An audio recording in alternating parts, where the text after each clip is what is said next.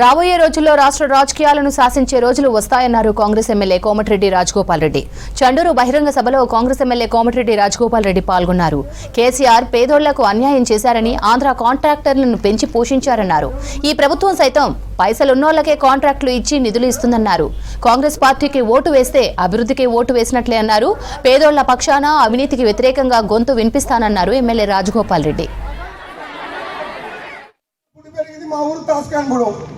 నేను ఇన్ని రోజులు ఏమన్నా ఉండని చెప్పినా మరి మునుగోడు ఎవరు గుర్తుపట్టకపోయి ఇప్పుడు నేను ఏ ఊరంటే నాది మునుగోడు అని చెప్తున్నా. అంటే నువ్వు మునుగోడుని ఈ రోజు మునుగోడుకి ఎటువంటి గుర్తింపు వచ్చింది, ఎటువంటి పేరు వచ్చింది.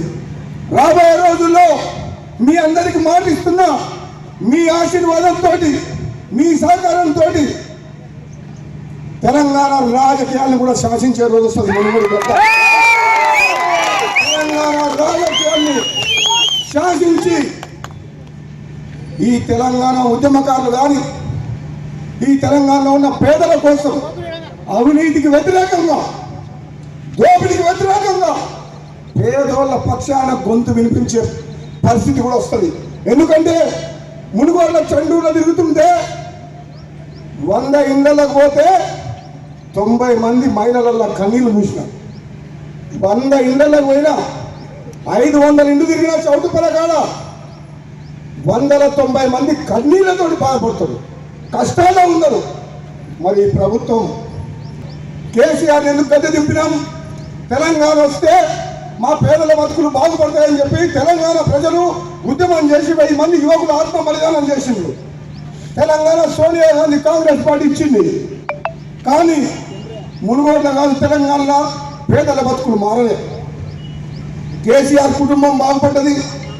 కేసీఆర్ హయాంలో ఆంధ్ర కాంట్రాక్టర్లు ప్రాజెక్టుల పేరు మీద లక్షల కోట్లు దోపిడీ చేసి తెలంగాణ రాష్ట్రాన్ని అప్లపాలు చేసిండ్రు. కానీ తెలంగాణ ప్రజల్లో, గ్రామాల్లో పరిస్థితి మాత్రం బాగుపడలే. మన పేదలు ఎవరైనా కన్నీళ్ళు తుడిచిండ్రా? లేదు. చండూరులో ఏమన్నా నిన్న మొన్న ఇందిరమ్మ ఇల్లు కడుతున్నాం. నిన్న మొన్న అంత ముందుకు 10 ఏళ్ళ కేసీఆర్ ఒక్క ఇళ్ళ కట్టినా? నిన్న మొన్న మన పేదలను గుర్తించినాం, రేషన్ కార్డులు ఇచ్చినాం, సన్న బియ్యం ఇస్తున్నాం.